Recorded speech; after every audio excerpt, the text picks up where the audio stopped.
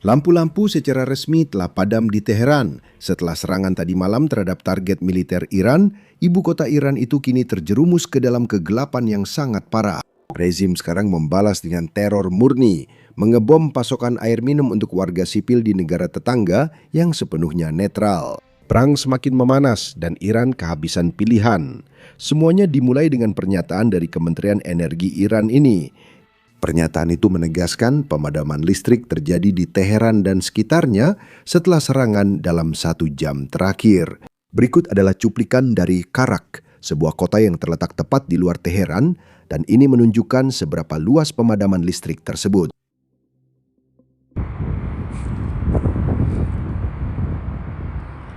Jika ini serangan Amerika Serikat atau Israel ke infrastruktur energi, ini akan jadi eskalasi besar. Awalnya media pemerintah Iran hanya mengeluarkan pernyataan samar-samar. Mereka mengatakan setelah serangan di Teheran, beberapa wilayah mengalami pemadaman listrik. Alasan saya mengatakan ini adalah pernyataan yang samar-samar adalah karena jika memang ada serangan langsung ke pembangkit listrik Iran, media pemerintah Iran pasti akan mengatakannya secara langsung. Tapi mereka tidak melakukannya, jadi itu membuat saya agak bingung. Setelahnya, mereka memberi lebih banyak detail dan menjelaskan apa yang terjadi. Media pemerintah menyatakan pemadaman listrik akibat kerusakan parah pada menara transmisi tegangan tinggi.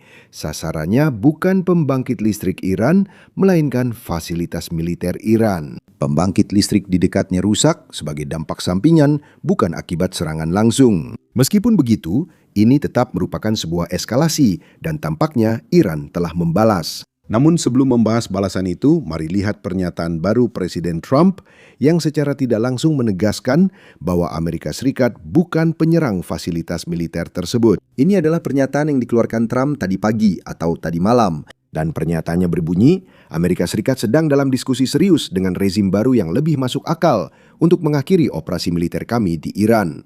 Kemajuan besar telah dicapai. Jika kesepakatan belum tercapai dan Selat Hormuz tak segera dibuka, kami akan mengakhiri masa tinggal indah di Iran. Dengan meledakkan dan menghancurkan sepenuhnya semua pembangkit listrik mereka, sumur minyak, Pulau Karg, dan mungkin juga pabrik desalinasi yang sengaja belum kami sentuh sampai saat ini. Bagian terakhir itulah yang saya maksud. Presiden Trump menyatakan AS belum menargetkan infrastruktur energi Iran hingga kini. Mungkin itu berarti Amerika Serikat bukan pelaku serangan yang merusak pembangkit listrik Iran. Meskipun begitu, ada ancaman untuk merusak pembangkit listrik tersebut dan infrastruktur sipil lainnya jika Iran tidak membuka Selat Hormuz. Dan itu bisa menjadi masalah besar di masa depan. Karena inilah hal yang persis sama yang telah kita kritik Rusia lakukan di Ukraina selama 3 tahun terakhir. Rusia hancurkan pembangkit listrik saat musim dingin untuk menekan warga sipil Ukraina. Jika Amerika Serikat melakukan hal serupa di Iran, kita kehilangan posisi moral yang lebih tinggi. Sekarang, penting untuk memperjelas, sejauh ini AS belum menargetkan atau dengan sengaja menargetkan infrastruktur sipil apapun. Kami hanya menggunakan ancaman tersebut sebagai ultimatum atau taktik tekanan. Namun demikian, ini telah menjadi topik perbincangan hangat dan Gedung Putih baru saja ditanya tentang hal ini. Dengarkan jawabannya. Tentang Anda tahu ancamannya bahwa saat meninggalkan Iran, dia mengatakan kita mungkin akan meledakan dan benar-benar menghancurkan semua pembangkit listrik mereka, sumur minyak, Pulau Karg, dan mungkin semua pabrik desalinasi mereka. Menurut hukum internasional, menyerang infrastruktur sipil biasanya dilarang. Mengapa Presiden mengancam tindakan yang berpotensi menjadi kejahatan perang dengan menggunakan militer Amerika Serikat? Bagaimana ini sejalan dengan pernyataan pemerintah bahwa Amerika Serikat tidak menargetkan warga sipil? Lihat, Presiden telah membuatnya sama jelas kepada rezim Iran saat ini. Seperti yang terlihat dari pernyataan yang baru saja Anda baca, bahwa langkah terbaik mereka adalah membuat kesepakatan. Atau jika tidak, Angkatan Bersenjata Amerika Serikat memiliki kemampuan yang melampaui imajinasi mereka, dan Presiden tidak takut untuk menggunakannya. Itu bukan yang saya katakan, Garrett. Dan Anda mengatakan kata potensi karena suatu alasan, karena saya yakin beberapa ahli sedang membisikkan itu di telinga Anda untuk mencoba menanyakan pertanyaan itu kepada saya. Pemerintahan ini dan Angkatan Bersenjata Amerika Serikat akan selalu bertindak sesuai hukum.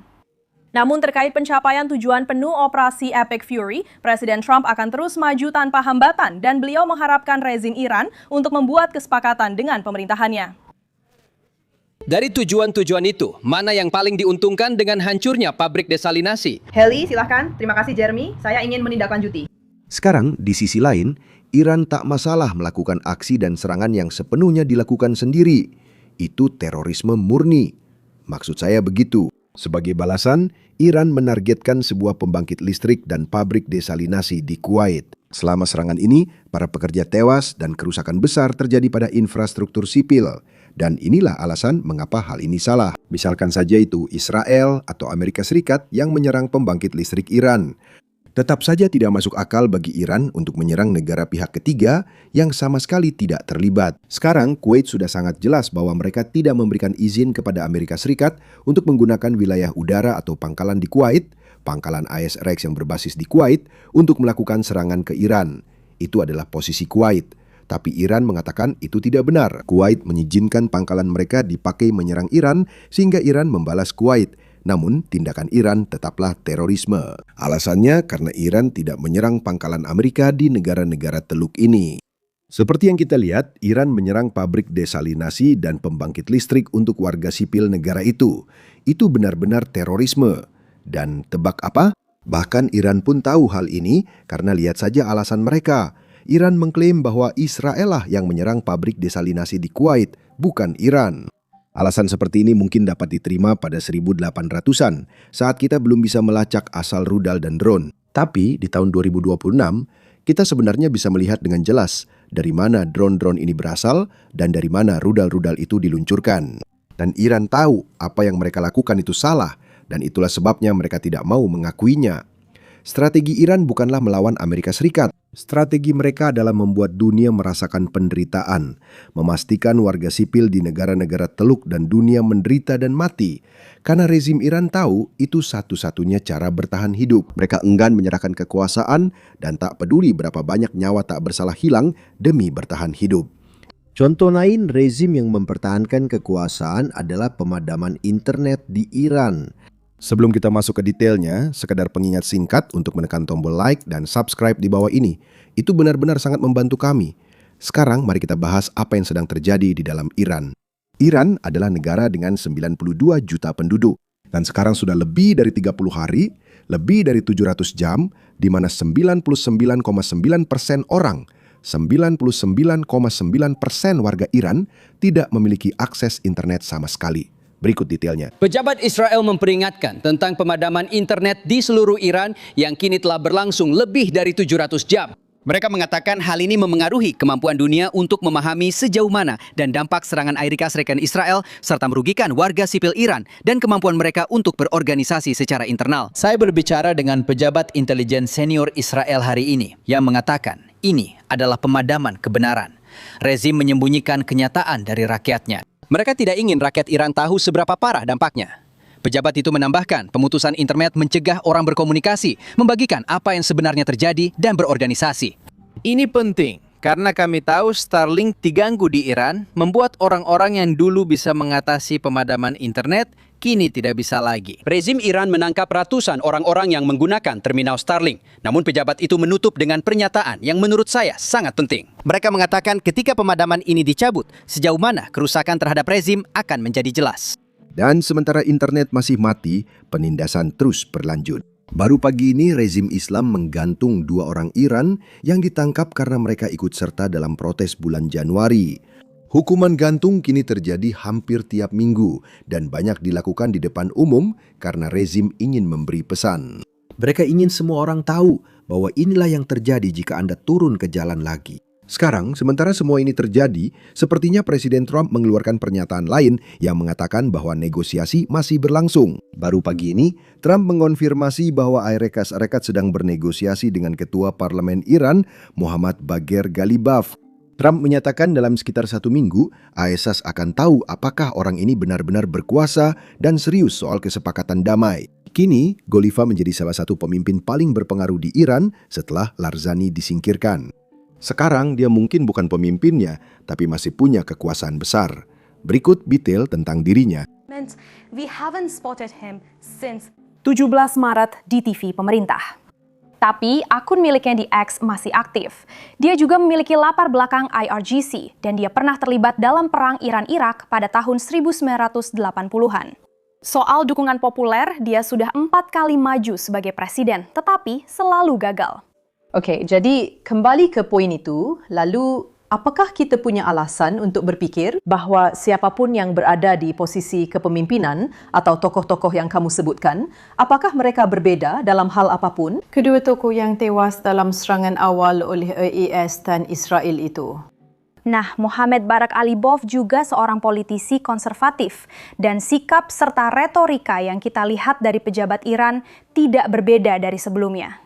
Dan Iran telah mempertahankan sikap oposisi terhadap ISIS dan Israel sejak tahun 1979, sejak lahirnya Republik Islam. Sekarang, disinilah situasinya menjadi sedikit tidak nyaman, terutama jika Anda adalah seseorang yang mengikuti protes di Iran.